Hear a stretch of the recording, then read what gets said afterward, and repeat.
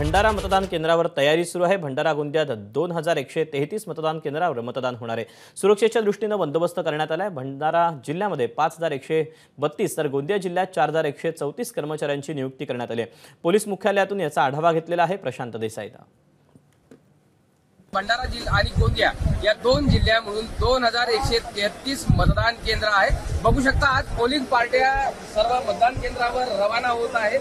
आज भंडारा पोलीस मुख्यालयामध्ये ही व्यवस्था करण्यात आलेली आहे। इथे प्रत्येक टेबलवरून इथे प्रत्येक कर्मचारी आपल्या पोलिंग पार्ट्यांसह मतदान केंद्रावर जातात। उन्हाचा कडाका उष्णतेचा कडाका आहे, यासाठी पोलीस इथे प्रशासनाने कूलर आणि पंख्यांची सुद्धा व्यवस्था केलेली आहे। कुठल्याही कर्मचाऱ्यांच्या आरोग्याच्या दृष्टीने तिथे कर्मचाऱ्यांच्या आरोग्य तपासण्या करून पोलिंग बूथवर इथे पाठवण्याची व्यवस्था पण करण्यात येत आहे।